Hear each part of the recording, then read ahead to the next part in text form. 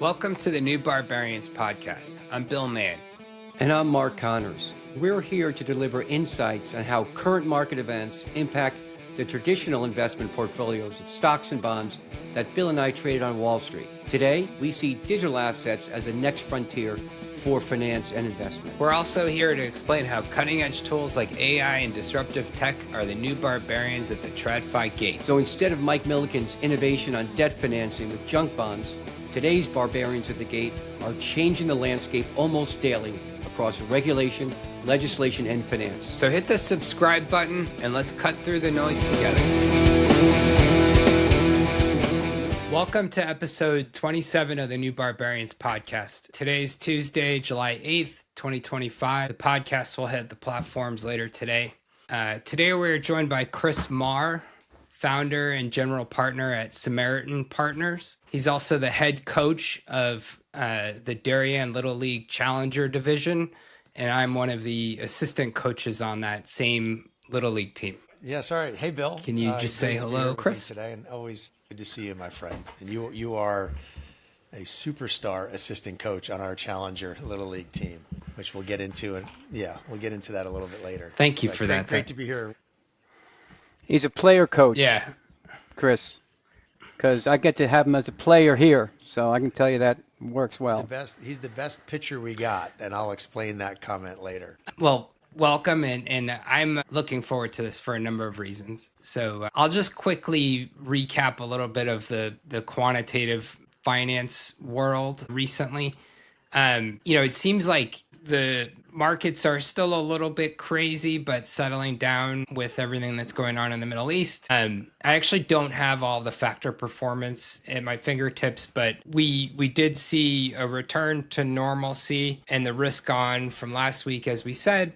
And then I've actually been taking a focus with Wolf Research on AI infrastructure, which not surprisingly is a hot place to be. What's interesting is there are like subsectors and other areas where I think that there's just been outperformance in the stock market where people are trying to get more and more exposure to the AI space. So think about data centers and energy, as we've spoken about in previous podcasts, are just a hot space. And I'll let Mark recap a little bit of the macro space, and then to the extent I have more to fill you in with on factor performance, I will. And then we'll talk to Chris. Excellent. All right, so I'll take over here, Bill, on the share screen portion, which is always perilous duty, but let's go.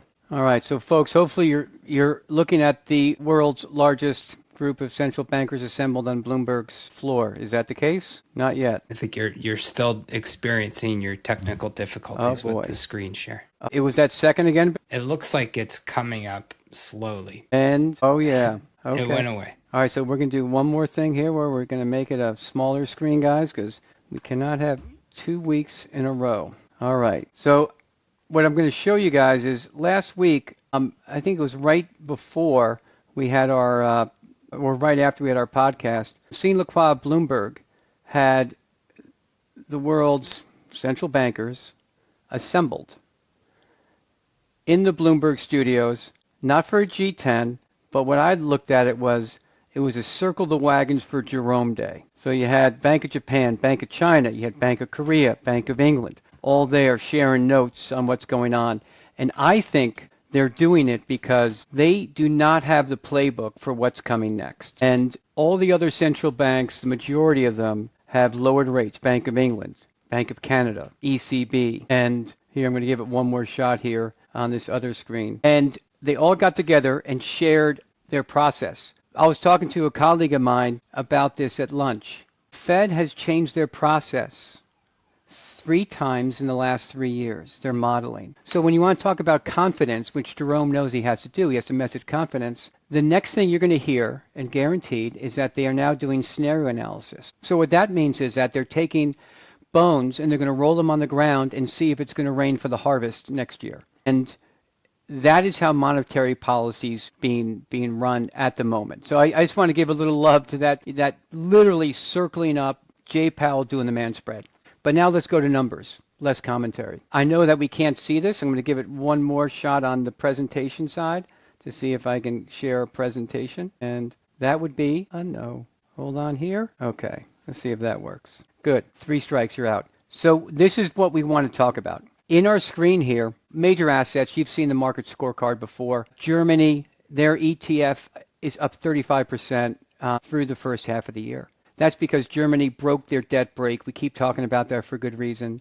When you talk about fiscal austerity and discipline, the Bundesbank is the first, second, and third leader in that camp. And what did they do? In '08, they had to break it. They had to go up to 85% debt to GDP. They spit in their hand and they shook and they said, we'll never do that again. They made a constitutional amendment to put a debt break in 2010. Not 30 years, 20 years later, they ripped it out. The debt break is gone.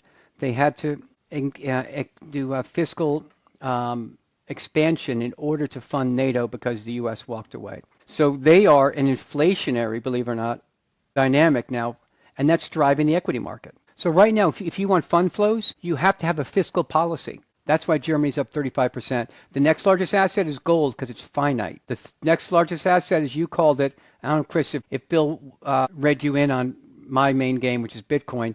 Bitcoin's the next largest asset class, up 15% year to date. And then the euro. The euro is almost zero growth in the Eurozone. And that currency, who's got a lower interest rate than the U.S., is up 13.7%, and the U.S. dollar is down 10.6%. The largest 6-month first half decline since 1973, and that is a rogues gallery of time when you talk about presidents in office, war, and what was about to happen with the committee to re-elect the president at Watergate. So we're not talking about wonderful times, folks, when the dollar's down 10% in the first 6 months of the year. So that's the lay of the scorecard, and I'll finish it by saying the previous 5-year award winner, the FANGs, are scattered. You have Netflix up 46%, and you have Tesla down on the order of 23%, falling with each massacred car on the lots in Los Angeles and California. Very different market. Leadership is not quite there, except for German equities, gold, and Bitcoin. So we'll leave it there. And, Bill, I'm going to go back to you and Chris, because we heralded this session as not really focusing on the promise of Bitcoin or AI, but really what people are supposed to do. How do you, Chris, coach folks and work with people to keep their head in the game when everywhere you turn, it's, screens are giving our kids depression, AI is going to take your job, and the like. One reason why we wanted to have you on the call was because of your approach with people.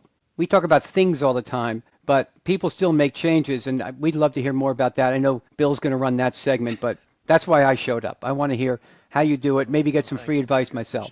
And awesome. I love that preamble, and we definitely will cover all of that, Mark. I'm very excited, as I said. And I'm also going to potentially... You are showing off now. That's such a show off, here, Bill. That just hurts, man. So... as I said, that there weren't any major factor movements recently. This is just a daily. So, yesterday there weren't any 2 standard deviation events, so no statistically significant moves. But you can see price momentum is performing well. Value is not. So again, this is just risk on. And I'm, as usual, borrowing my factor research from Wolf. And rather than, get caught up in these charts, just, that sort of confirms what I already said. And so we successfully did share a screen. And with that, we'll jump into the interview with Chris. So I guess we already covered some of it, and I may have failed to mention that the Darien Challenger Little League team is for a special needs community here in Darien. And it's sort of fitting that Chris has started a venture capital fund that is for profit, but focusing on that same community. So we'll also get into his coaching career, but why don't we just start off with you telling us about Samaritan Thanks, Bill, and thanks, Partners. Mark. It's such a pleasure to be with both of you today. And I definitely learned a few things on the preamble by both of you there about the financial markets. I think I'm going to become a weekly listener moving forward for sure, with all the uncertainty going on in the global markets. To give a little bit of background with Samaritan. So Samaritan Partners is a social impact and public benefit venture fund. It operates like a traditional venture capital fund, but it has a very specific investment thesis or focus, and that is the disability sector. The genesis for starting the fund has to do with a couple of aspects of my background. So one, from a business perspective, I'm new to being a venture investor. I spent the previous 25 years. I started the fund about 2 years ago, but the 25 years prior to that, I was actually an operator and a multi-time CEO in a variety of small to mid-sized VC-backed companies. That was largely in what I would call internet tech and digital media. Several times through merger, acquisition, or IPO, I ended up working for larger and sometimes public companies, which was a wonderful experience for me. But I always gravitated back towards that early stage of entrepreneurship where you're building a team and scaling a business. And then in parallel to that, for the last almost 22 years, my wife and I have raised two beautiful daughters, both of whom live with disabilities. So my oldest daughter, who just graduated from college, has a physical disability. She has a form of hemiplegia on her left side. And my youngest daughter, who just graduated from high school, was born with pretty significant intellectual and developmental disabilities. Will likely never live completely independently. Time will tell. She will not go to a traditional college experience. She'll go to what they call a life transition program, which focuses more on life skills and job skills and executive functioning. But she's a super happy kid and doing really well. And that's our normal. We don't know any different, and we wouldn't change a thing. Our daughters are amazing. Not going to lie, there's been some ups and downs along that journey for us as a family. And because of that, I think my wife and I have always been a little more aware and sensitive to other families and people along a similar path or journey. And so for me, in recent years, I started to think about how could I bring together two things that I'm really passionate about, one of which is early stage entrepreneurship, and the other is helping people. And that was really the impetus for starting Samaritan Partners, which, as I said, is a social impact venture capital fund that invests in the disability sector. That stated public benefit or social good around the fund is the following definition. So we invest in early stage for-profit companies that are providing products and services to the disability community and or creating employment opportunities. And we typically invest between the pre-seed and Series A stages, really trying to provide that early stage, as they call it, catalytic capital, but also really trying to roll up our sleeves and help these companies operationally. And this comes into, Mark, your point before about the mentoring and advising and coaching that I do a lot of with not only the companies that are in our portfolio, but also companies that are not, that, some of which hopefully will be in the future. And so far we've made our first half a dozen investments, first 6 investments, about to make a seventh. It's actually in the fintech space. And let me stop there, and happy to answer any questions or dig into any elements of that. All right, so I'm going to be building on the question I asked you, Chris, about for-profit, because too often, what do you want to call us? Wags in the business for a long time, turn a nose up at diminished returns if you're trying to help someone. How could it make money? Is it a social governance ESG type project? Chris, are you doing this out of the beneficence of your heart and all that, or is there enough opportunities for you to say, yeah, I could invest in a power plant, or I can invest in a tech startup, or I can do what you said about the latest endeavor you did, where the returns and opportunities are economically the same? Is that the case? And if so, have you run into the people like me who sort of say it can't be the same, or great am question. I an outlier? And listen, it's a fair and the right question to ask. And I think that I believe, yes, there is a tremendous opportunity for financial returns in the disability sector, in addition to helping improve the lives of what I think will be millions and millions of people in terms of our portfolio. But let's first take a step back, Mark, and just talk about the market.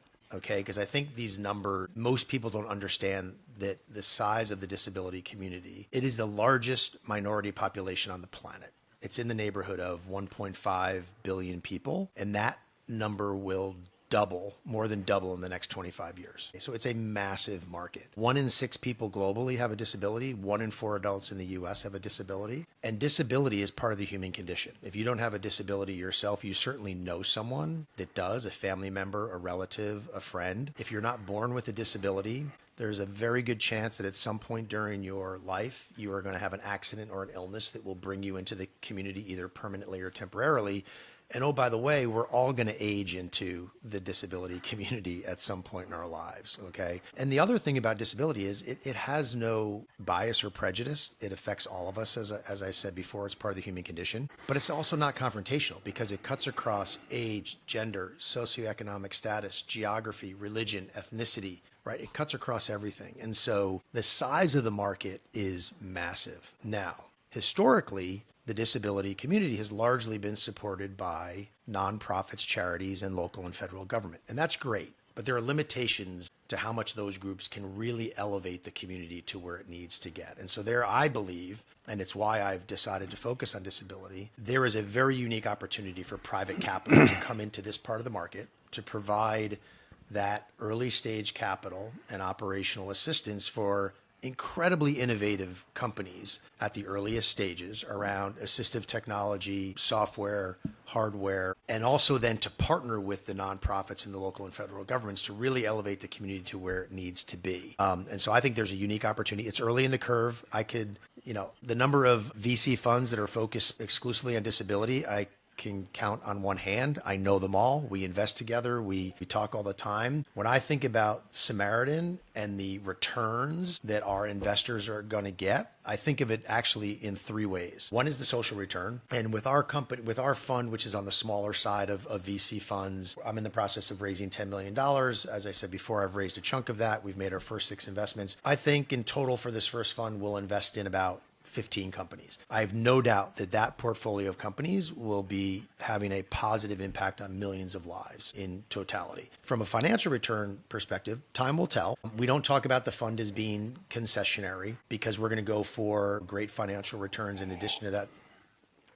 And define that term, Chris, for there are the social unwashed impact like me. funds out there that say, hey, we're going to deliver a concessionary return, meaning we're going to deliver below market financial returns to emphasize the social impact or the social good. And some funds will just come out and say, hey, we're going to just state it up front that we're going to give you a lower financial return than a traditional fund, but we're going to make up for that with the social impact that we're going to drive. I think conservatively, the Samaritan Fund can deliver LPs a 2 to 3 times multiple on invested capital.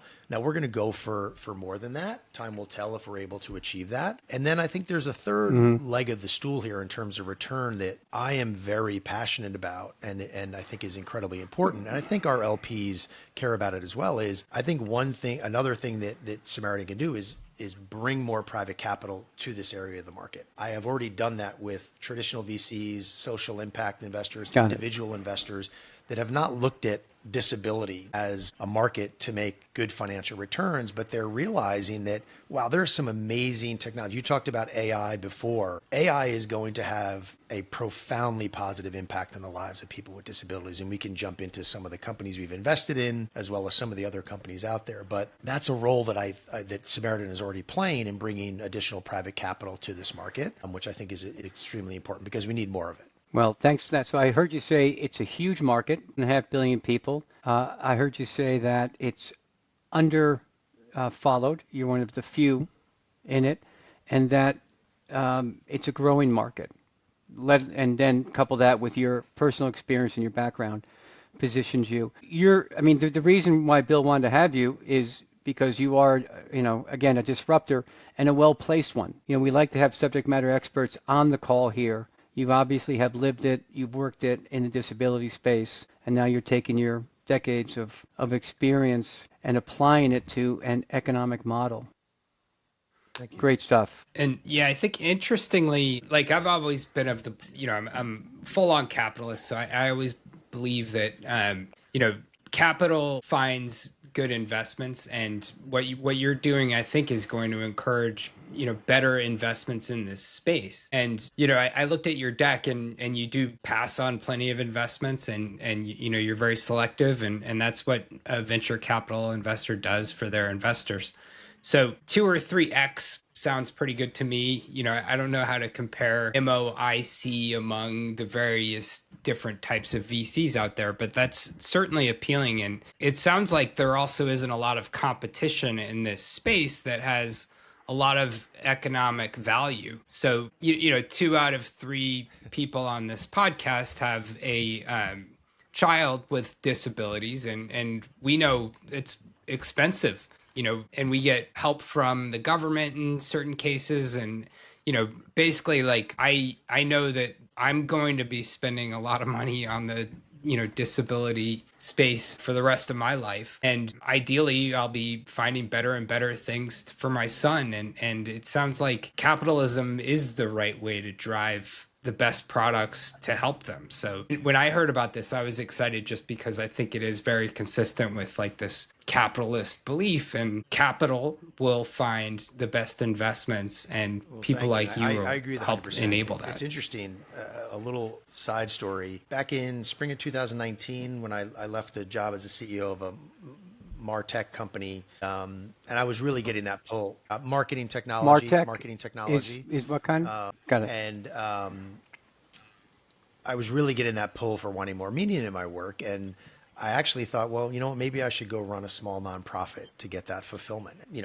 My wife and I have volunteered a lot of time and given money over the years, but I didn't really know the business side of nonprofits. And let me preface this by saying nonprofits are amazing organizations, and they are an important part of society in serving and helping many times underserved and underrepresented communities, and or really putting awareness and education and funding behind really important things like climate change and sustainability. But I didn't know much about the business side of it, so I went and talked to a bunch of people, and I came away from that process and realized that's not the place for me to go work. I will continue to volunteer and to give money, but it's not where I want to go, start my next career. And there are three main reasons why. The biggest one is nonprofits typically don't have a self-sustaining financial model. So they're constantly having to ask for money or raise, funds or receive grants to support the commercial enterprise of a nonprofit. And so And Chris, isn't it the case that some of them actually aren't allowed to have more than 1 year of cash served? I don't know that. That's a great I don't know point. if that's that would be another reason okay. why I wouldn't want to go work there. But if you're the executive director or a senior member of a nonprofit organization, you're spending most of your time raising money and schmoozing with your donors versus driving the mission forward. So that's the big thing. And Bill, like you, and I know like Mark as well, I'm an entrepreneur and a capitalist at heart. And so that really pointed me in the direction of the social impact space. And it took me a few years to figure out, do I go in there as an operator? Do I go in there as what ultimately became as a capital provider and operational supporter? And so again, nonprofits are wonderful organizations that do so much good for society, but I really wanted to be in the for-profit space, because here's the other aspect of investing in mission-driven for-profit companies. The whole objective that we have as a fund is to help these companies not only to scale the social impact that they're delivering and to create sustainability around that, and the way you do that is through having a scalable and sustainable commercial model or financial, business to support that. And what is just so exciting to see is, if I had a nickel for every time I spoke to an entrepreneur in the for-profit disability sector who said, yeah, when I told people that I was starting this company that was focused on neurodiversity or physical and mobility disabilities or blind, low vision, et cetera, everyone's first reaction is, well, why aren't you doing this as a nonprofit? Because I think just mentally people think of, oh, it's the disability community. Oh yeah, nonprofits help them and the government helps them. And so these entrepreneurs get it that, no, we need to do this in a for-profit way to create scale and sustainability. The other thing I would say about these entrepreneurs, which I think is critically important as it relates to startups in general and innovation in general, is most of their ideas for their businesses, their products and services, are coming from lived experience. Either they personally or someone, a family member, a friend, has been impacted by that area of disability or something specifically related to disability. And so they're building products and services around real problems that need real solutions. And so you could argue they're starting off with a real product market fit versus a lot of companies out there where it's like, oh, this is a great idea, let's go build this, without knowing if there's product market fit or not. And by the way, I've worked in a company that was incredible technology that did not have product market fit. And so we were a solution looking for a problem, and that's a really bad place to be as a company. Yeah, what you're talking about, my youngest son he started a marketplace for excess food for restaurants where they'll just have a software at the company, at the restaurants, and then people in the area will surveil the app, look for extra food coming on. And it was something that he said his college friends were like, some of them didn't have a place to live, like college, what do you want to call it? Lack of food's a real deal. And so he came at it from that position, and he's trying to do good, but he wants to make money. He's in there, and the investors want him to make money. And that's the best way that he can serve the population and to be sustainable. And it's the only reason the restaurants are agreeing to work with him, because they looked at his model.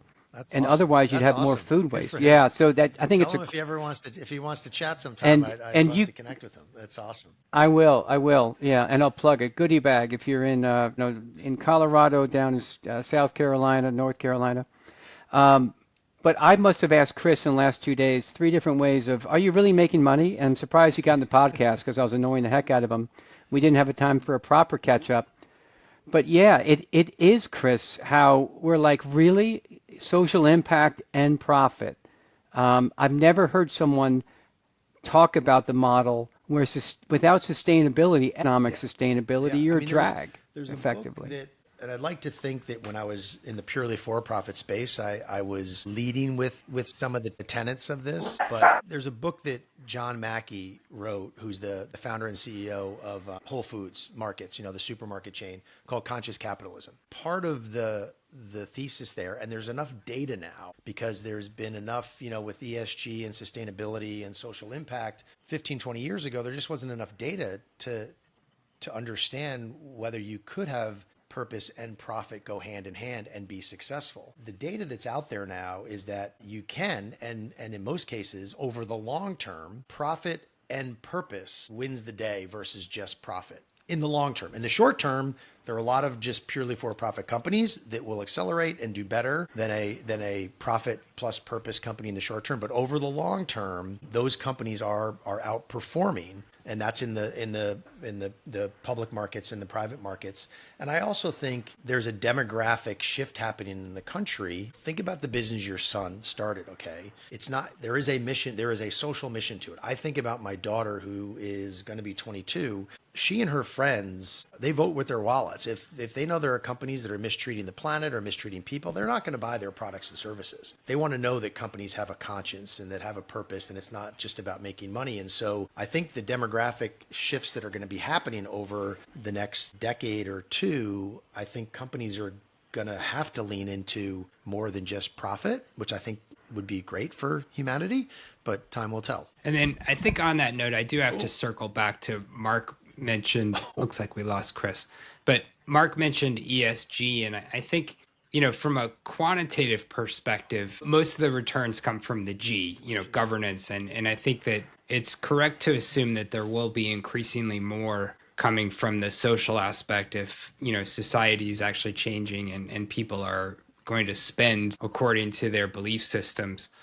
I also did want to just reintroduce Buster, who I think barked pretty loud and right into my mic, which is why I typically put it on mute. Yeah, Bill is not a family of dogs. He just has one dog and does make appearances now and again. And we will have to get Ali on as well. We'll have to have them maybe meet. Maybe that's a type of business we can get, how to have a podcast and not have your dog bark. We'll rent people out to help you.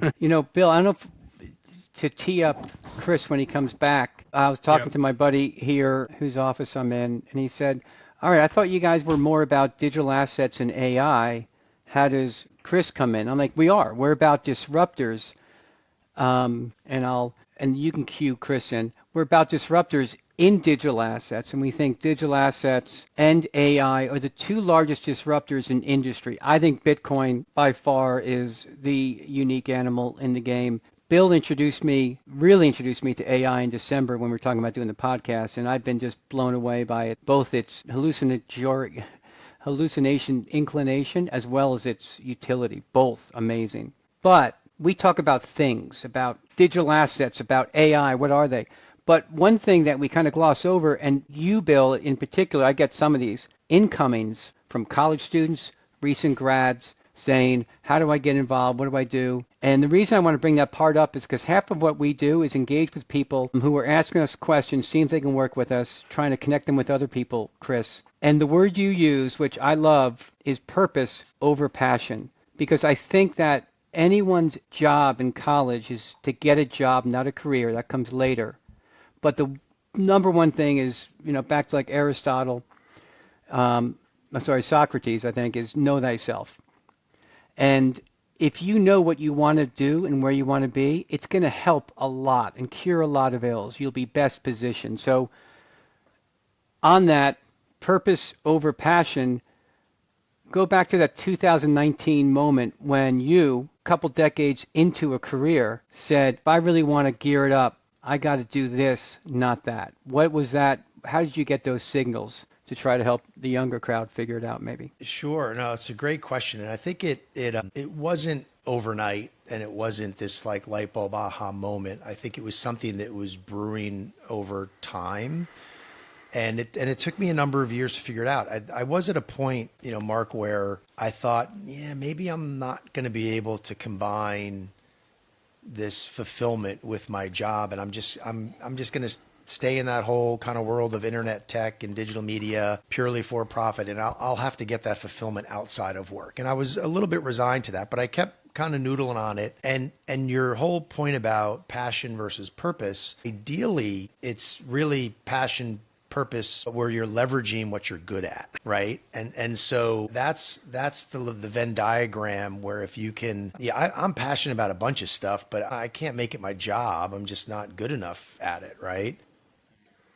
And Chris, I just want to jump in. The reason I say that is I think a lot of people are selling passion to the younger generation, or anybody, you're selling it. And if you think of passion, it's not fleeting, but it's fire. It's great. It can be a motivator. I don't think it carries the day. And I think it can be an avocation, not a vocation. And that's why I do like teasing out that distinction, not ignoring it, but know that there is a difference, I think, between the two. Yeah.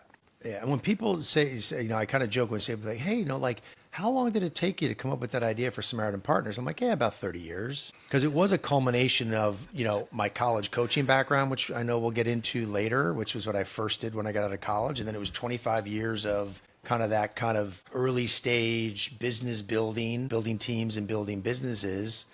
And then it was the personal experience of raising two daughters with disabilities for 20 years. And the culmination of all those things really kind of coalesced around the idea of Samaritan Partners. But it took me a while to figure that out. And really, how do I combine that purpose and doing something that's a bit more meaningful or mission driven or social impact, whatever you want to say, in a for-profit way around a skill set that I've developed, things that I think I'm pretty good at and that I also enjoy doing. And so that took me, I'm 58, I was, 56 years old when I started Samaritan Partners, maybe, just not quite 56 years old. And so, so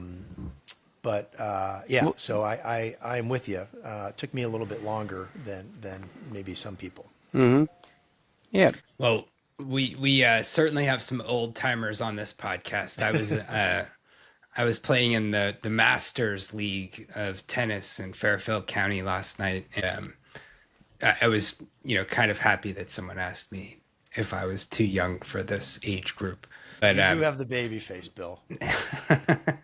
Well, so do you. You don't quite look your age either. Yeah, I do want to get into the coaching, and I also just realized it's kind of funny if we have product placement. This is one of our partners, quasi partners in the data space, actually gave me this cup. So I wanted to give a shout out to Jack and Kessler over at Maiden Century.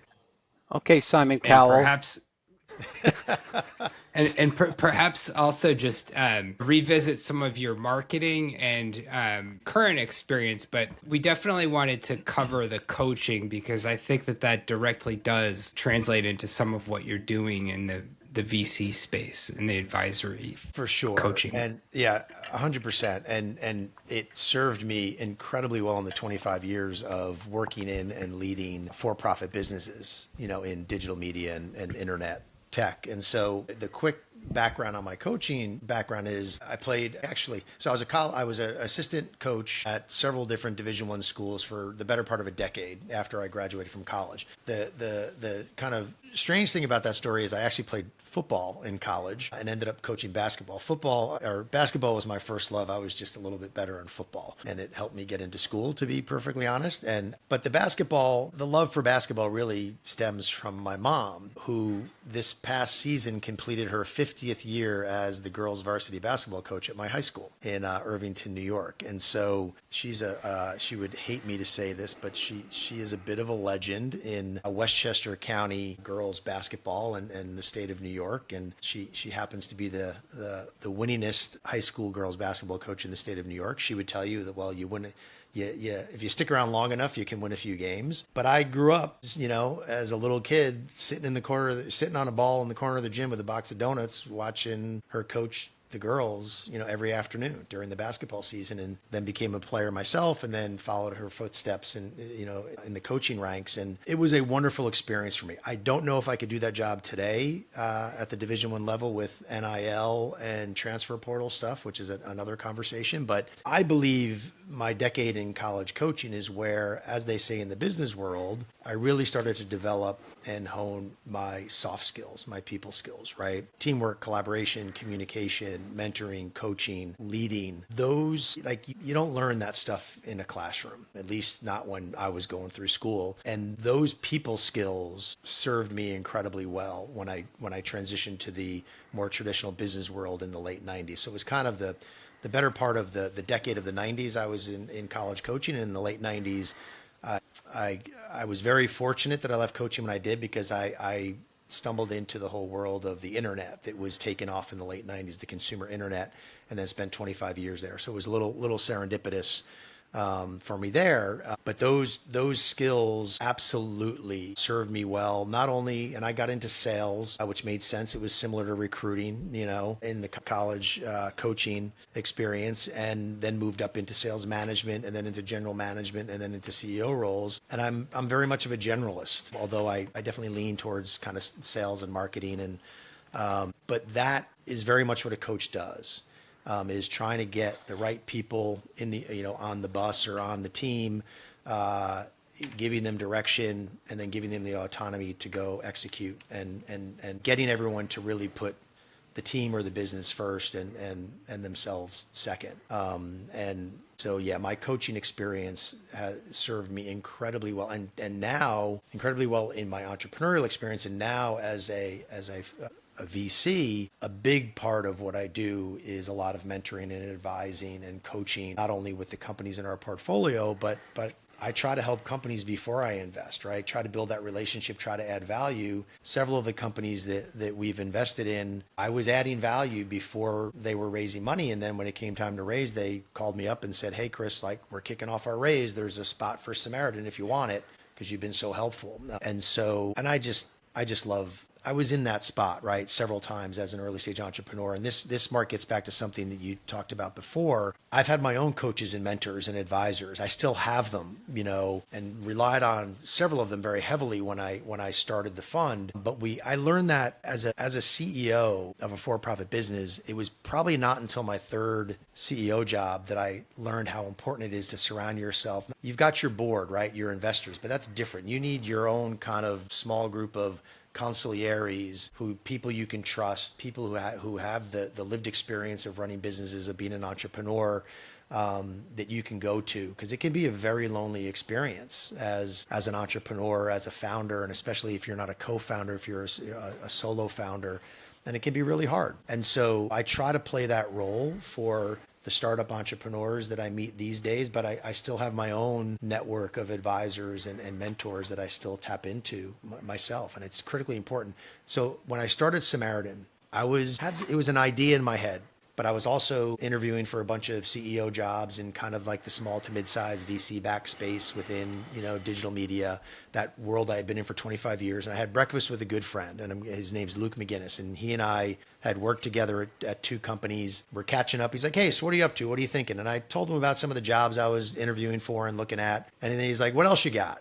I'm like, well, I got this other idea, and I described very high level, and I hadn't even come up with the name, but what's Samaritan Partners? And he goes, that's it. He goes, let's talk more about that. He goes, I can tell the look on your face, the tone of your voice, that's getting you excited. He's like, I think you should go away, put it down on paper, and let's talk again in a couple of weeks. And that was the nudge I needed, right? That was the nudge I needed to push forward and really take that idea seriously. And within several months, I was well on my way to setting up the fund. And if not for that breakfast and that nudge from my friend Luke, I don't know if I would have moved forward with it. So. This is why you're here, because there's so much going on, and everyone, whether it happens or not, AI does do what we think it's going to do, and shift jobs, hopefully push people up the margin curve.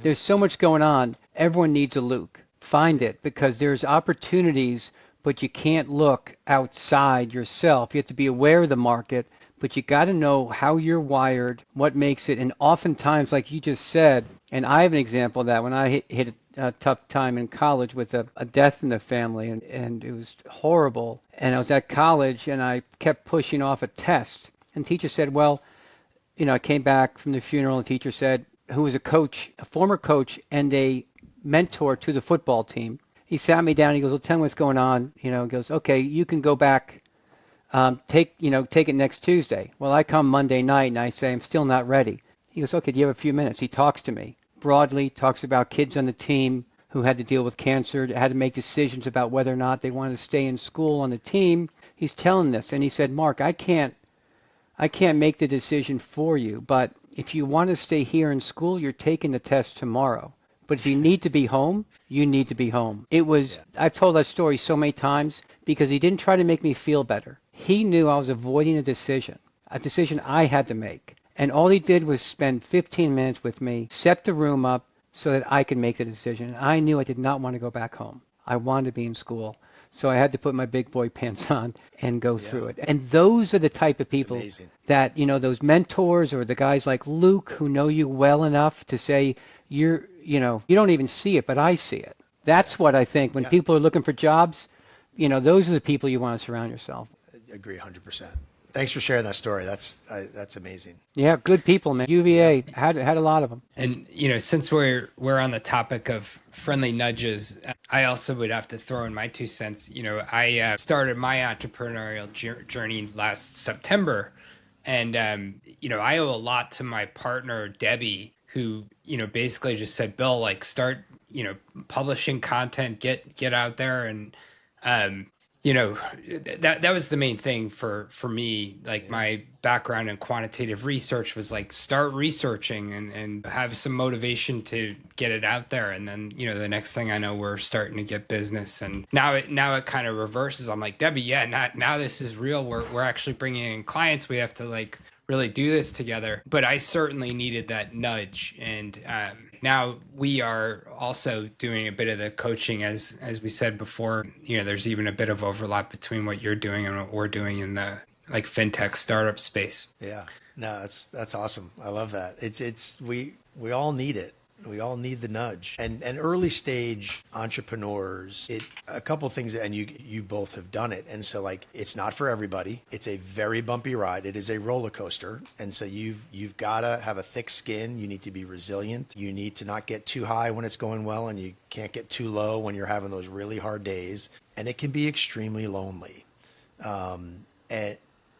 And the sooner you learn to surround yourself, Mark, as you said, with people you can trust, people who know you, the better you're going to be. But I think a lot of entrepreneurs, they don't figure that out until they're down the road pretty far. I mean, I as I said, I didn't figure it out till like my third CEO job. And just organically, I was reaching out to friends on a regular basis. And then finally one friend's like, yeah, man, like you need this little personal advisory board. That's different from your board at your company. It's different than your executive team that work for you at the company, because you can tell those groups some stuff, but not everything. And it's super lonely and really hard. And so, yeah, the fact that you guys are now doing that work with early stage companies is fantastic. I don't think it's something that's taught in the classroom or in business schools. It's certainly not enough about that entrepreneurial journey. Yeah. Who does the most structured approach? And I'm leading with a question I have an opinion on, which is Stephen McCovey's book, Trust and Inspire. which I think has been out there a while, but is a departure of the command and control CEO top-down approach that we all grew up with. Is that something that has come and gone, or is there still vestiges of that being adopted, or is that not really indicative of the work? Yeah, it's a great question. I love the question. I will be honest. When I first moved into management roles in the early 2000s, I was probably not a Jack Welch, but I was definitely a little bit more traditional command and control. Wanted everybody in the office every day, wearing suit. The guys had suits and ties on. We weren't doing casual Friday.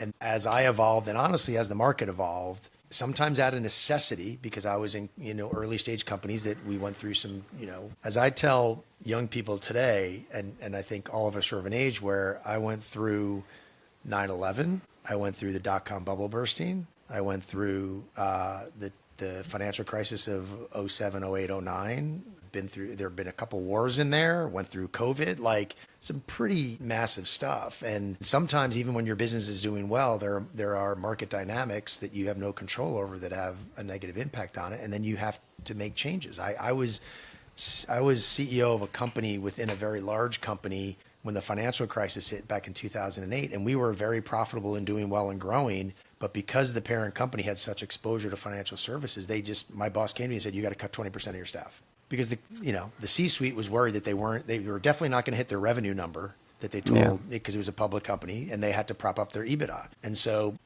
I had to go restructure my business and cut 20% of my staff when we didn't have to. And so, going through that lived experience can be incredibly difficult, but very valuable learning lesson. I tell people, I have a master's, but I didn't get an MBA. And I just have a master's of arts, actually in higher education, which is another story. But probably one of the best learning experiences for me, where I tell people like it was my MBA, was when my first job out of coaching was this company called Jupiter Research, which was similar to Gartner in terms of syndicated research and analyst advisory services, but for the business to consumer internet, which was, exploding at the time. The first 2 years of the company was this rocket ship up. We went public, we merged with another company, and then the dot-com bubble burst, and it was like 18 months of like a death spiral. That 18 months of the death spiral, where we went from a $90 million company to like a $15 million company. We had several rounds of layoffs, and we ended up selling off the 3 different business units. That was one of the greatest learning experiences I've had. It was incredibly painful, but I never could have learned the stuff I learned during that process. I don't think I ever could have learned in a textbook or a classroom. Or would you maybe wish on people, except that it was instructive? It is hard. I mentioned that cheekily because I've been maybe not the same, but similar. Winding down is very hard, and because it just takes the oxygen out of the room, and it's hard to keep people motivated the whole bit. Yep. Yeah, agreed. So I would like to make sure we cover a little bit of Samaritan, as well as like where to find you and stuff like that. But before we move on to like the last segment, tell us about when you got the nod to be the head coach of Challenger at Darien. Oh, that's right. We are on video. So like people saw my face light up and smile. And so the Challenger Little League program, as Bill said earlier, so everyone knows Little League, which is a national program in the U.S. Most towns across the U.S. have a Little League program. What most people don't know is there's a subdivision called Challenger Little League, which is Little League for children with disabilities. And it's of all disabilities. It's broadly disability, completely inclusive. And my daughter became an athlete in that program 11, 12 years ago. When did Ollie? I think more than that. Yeah. And I was thinking more like 15. Yeah, I don't think we're 15. You might have joined a little before us. And so Bill's son Ollie's a junior, right? He's going to be a senior. Going to be a senior. So Ollie's a year behind my daughter, who just graduated. And so they've been in the Challenger program pretty much the whole time together. And shortly after Olivia, my daughter, became an athlete, I became an assistant coach, volunteer coach, and did that for probably the better part of a decade. And then the couple that was running this amazing program for us, the Donahues, Mike and Cece, who didn't have any kids in the program, but have personal connections and family ties to disability, ran that program for 13 years. We just did our 26th season, I believe, Bill. And they got to a point where all their kids are grown up and having grandkids, and they're like, we need our weekends back to go spend time with our grandkids. And Mike and Cece approached myself and my wife to take over, as Bill says, running the program. it is a team effort. Like there's a group of incredibly dedicated parents like Bill that really make this program work, but there's kind of two elements to it. So Bill and I are coaches, and we get to do the fun part. We show up on Saturday mornings for a few hours, and we get to coach up the athletes and their buddies, which I'll talk about in a second. And then my wife and several other moms, they really make the whole show run because they're the administrators behind the scenes, schedule and everything. And the magic of the program is, and we've got, this past year we had 42 or 43 athletes between a young group, which is like first, second grade until like sixth or seventh grade, and then an older group, which is like seventh, eighth grade until 21 when they age out. And so we had about 42, 43 athletes between the two groups. But the magic of the program is we pair the athletes with disabilities with high school kids. And that relationship is magical and is really what the program is all about, because these relationships between the athletes and the high schools, and I think a lot of the high school kids probably initially when they're freshmen think, oh, I'm going to do Challenger because that'll look good for community service on my college resume. And they quickly realize this is one of the greatest experiences that I could have. And after 3 or 4 years of being a buddy to athletes with disabilities, those relationships, I think, are as profound, if not more, for the buddies, the high school students, as they are for the athletes. And that is just, you're not going to find a place on the planet on Saturday mornings where there are more smiles and hugs going around than a Challenger Little League program. And so, yeah, we've been involved in it for a decade plus, as Bill and his family have been. And I tell people, and I mean it, like it is my favorite morning of the week. We do an indoor season in the winter, and then we do an outdoor season in the spring, and it is just it is one of the more magical programs that is out there. A 6-month season isn't really long enough. Yeah, I agree. I do pride myself on one thing, and that's making sure everyone gets a hit. And this year, I think I gave up.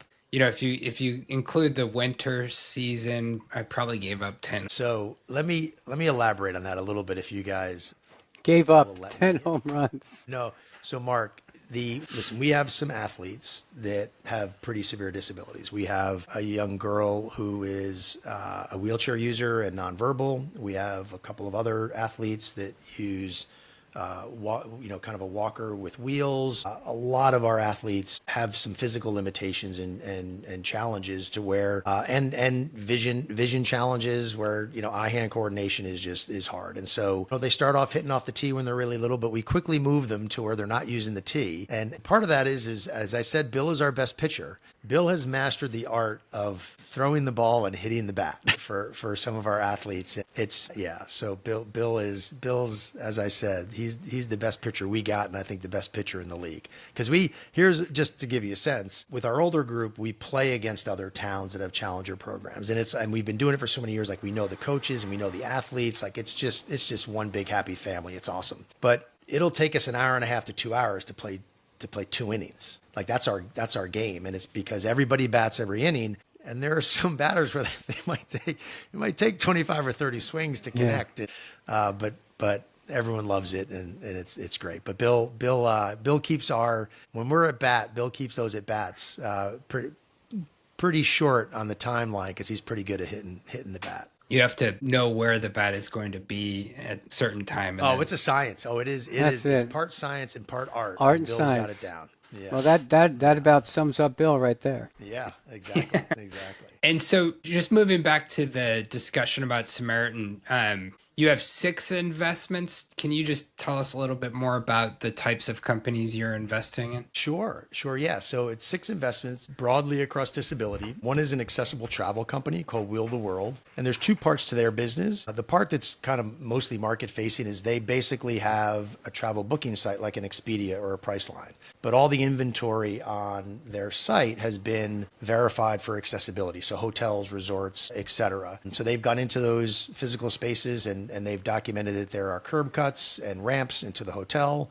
The doors are a certain width. What a lot of people don't know is for especially like people who are wheelchair users, the height of the bed is critically important for them to have a good experience. Obviously, ADA accessible bathrooms with shower seats, et cetera. But another side of their business is they're now doing accessibility assessments for the travel industry, hotels, cruise lines, DMOs, destination marketing organizations that have venues and restaurants and et cetera. And so they're really becoming kind of like the good housekeeping stamp of approval for accessibility. So that's kind of like a B2B SaaS part of their business, which is super exciting and is growing very quickly. But they want to make, travel accessible, not just for some of us, but for all of us, which is fantastic. Another company that we've invested in around the blind, low vision community is called Be My Eyes. They've got some pretty good press recently from some partnerships they did, but they have an app. So if you take your phone and download the Be My Eyes app, they can support blind people in a couple of ways. And they've got upwards of 1 million blind people around the world using their app, but you can click on the app and they have 9 million plus, almost 10 million volunteers around the world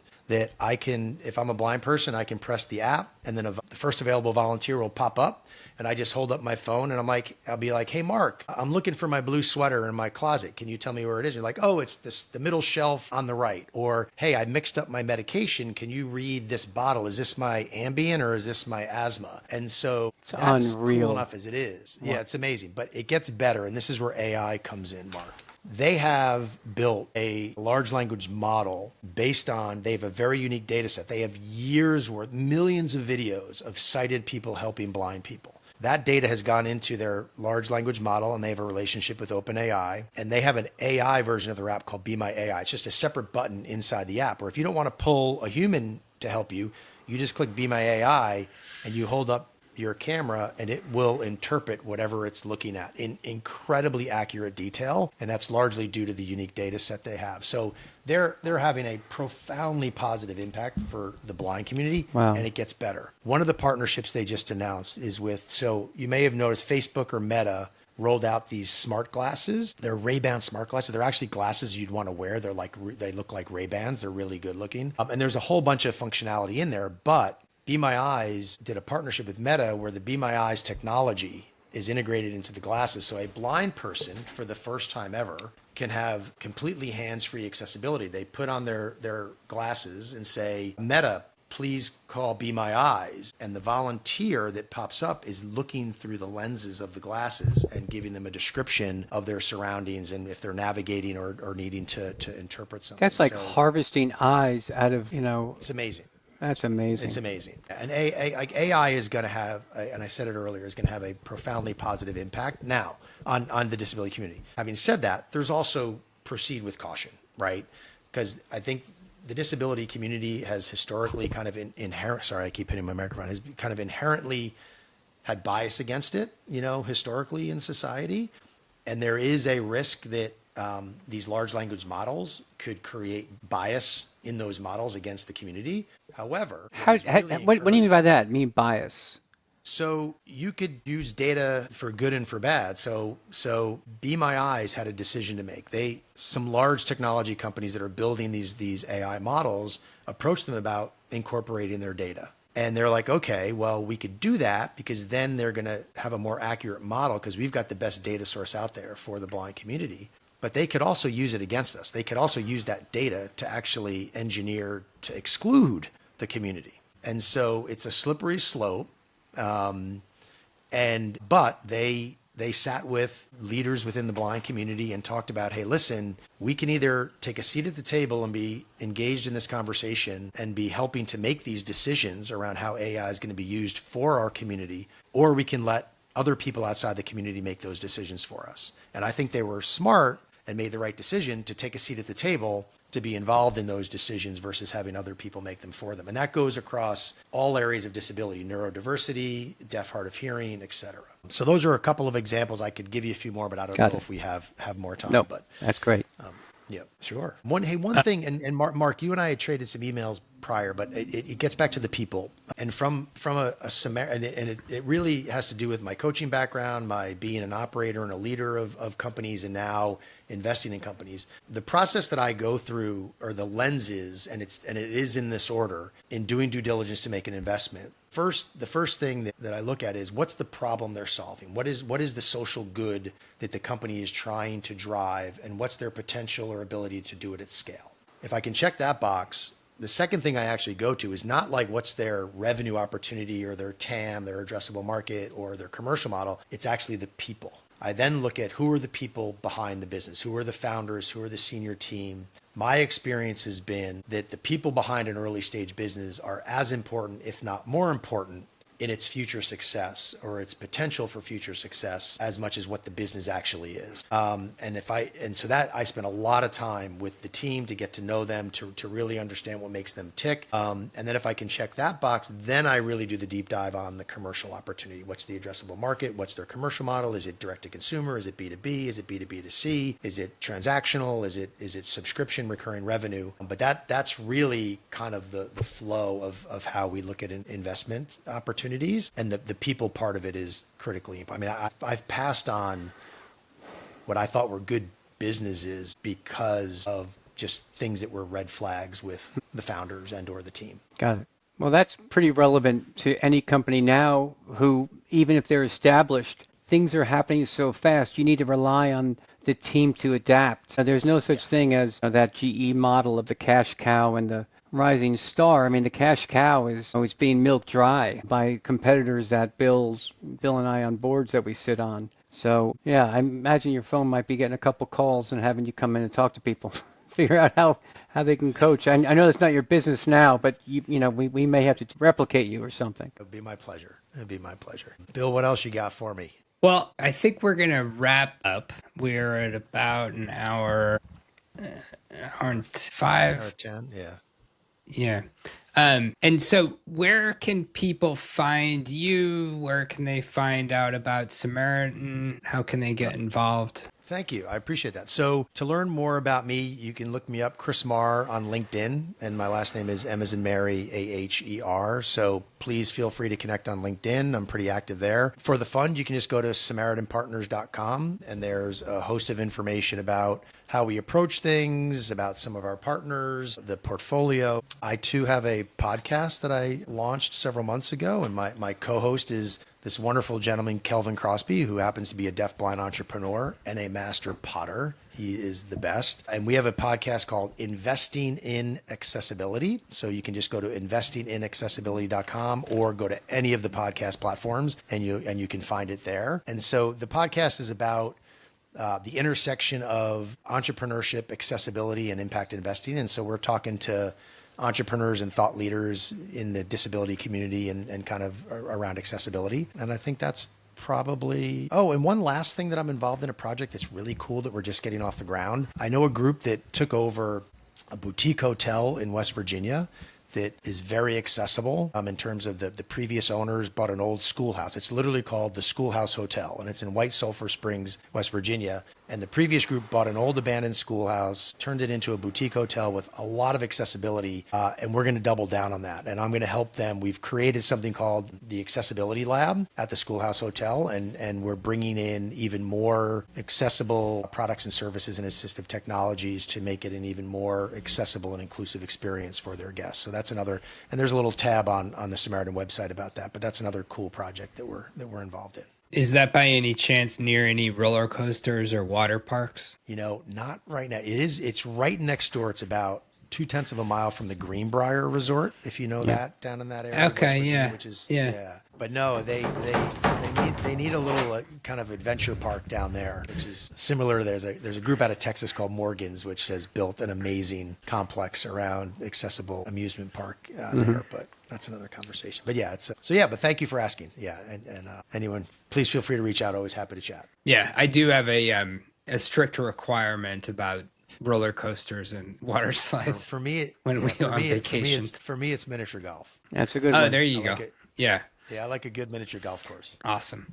Well, I will take all of the information you just shared and put it in the show notes so people can find you. And I'd love to have you join us again as we're both continuing on this journey. Now that we're both podcasting and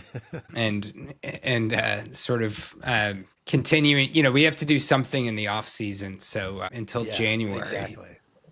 When we get back on the... Well, thank you, Bill, and thank you, Margaret. Absolute pleasure. Pleasure, Chris. To chat with both of you. Yeah, I same really here. Appreciate it. Thank you. All right, all. Thank you. Take care. All right. We are done on YouTube.